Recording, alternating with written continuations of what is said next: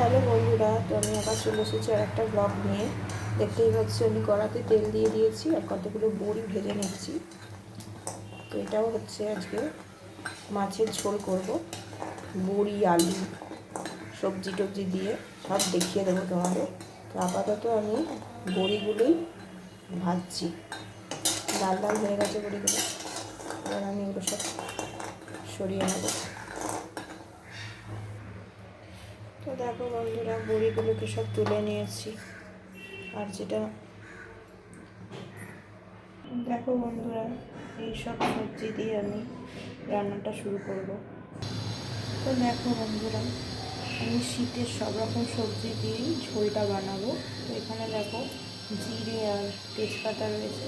এখন দোকান থেকে আমার জিরেগুলো এত ধুলো বেরোচ্ছে যে আমি জিরেটাকে একটুখানি দেখো ধুয়ে নিয়েছি। আর এখানে সবজিগুলো দেখো কী কী রয়েছে: ফুলকপি, কড়াইশুঁটি, গাজর, পেঁপে, পটল, একটু শিম নিয়েছি, আলুর পরিমাণটা বেশি, আর কাঁচকলা।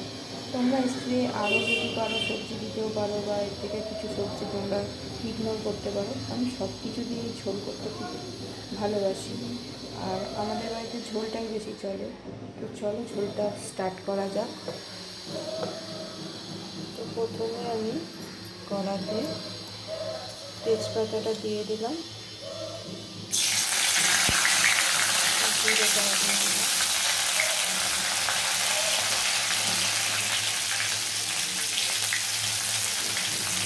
একে একে সবটাকে সবজি আমি দিতে থাকি।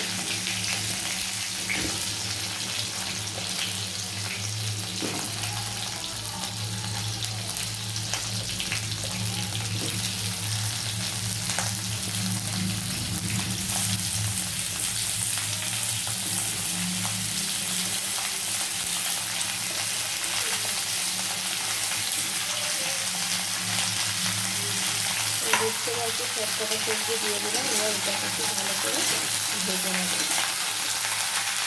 তো দেখো বন্ধুরা, সবজিটা ভাজার সময় আমি একটু নুন দিয়ে দিলাম। তো দেখো বন্ধুরা, আমি একটা এখানে মশলাগুলো জল দিয়ে তুলে নিয়েছি। এগুলো একটু আমি জিরে দিয়ে, লঙ্কাগুলো, হলুদ দিয়ে, একটু নুন দেওয়া আছে, মিষ্টি দেওয়া আছে। তো এই মশলাটা আমি ভাজা করে মশলা দিয়ে দিচ্ছি, ঝোলের মশলা তুলে নিচ্ছি।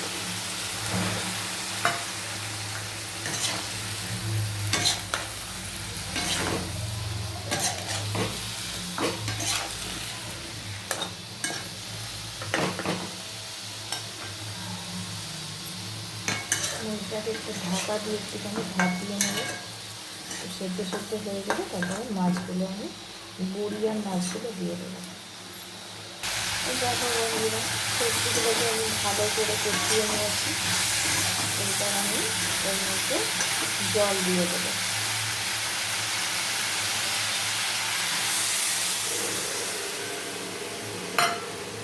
তো দেখো বন্ধুরা, এবার বড়িগুলো দিয়ে দিচ্ছি।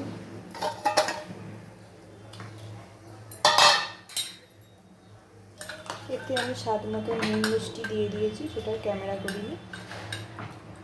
এটা আর একটু ফুটে যাক, তারপর মাছগুলো দিয়ে দেবো। দেখো বন্ধুরা, ঝোলটা বেশ খানিকটা ফুটে গেছে। এবার আমি এতে মাছগুলো অ্যাড করে দিচ্ছি। দুরকম মাছ দিচ্ছি: পোনা মাছ, কই মাছ।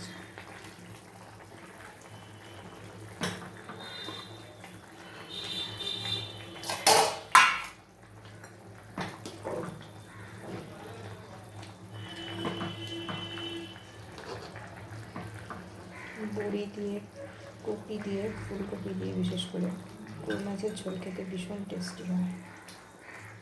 আমার এই ঝোলটা বানাতেও খুব ভালো লাগে।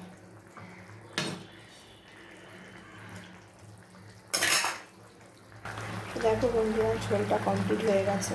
এবার আমি ঝোলটা নামিয়ে নেব। দেখো বন্ধুরা, ঝোলটার ফাইনাল লুকটা এরকম এসেছে। ঝোলটা নামিয়ে নিয়েছি। তো ব্লগটা এখানে শেষ করছি। তোমরা ভালো থাকবে, সুস্থ থাকবে, আর আমার চ্যানেলটার পাশে থেকো। আর ভিডিওটা আমার ভালো হলে একটা লাইক অবশ্যই করে, শেয়ার করে, কমেন্ট করে দিও। টাটা।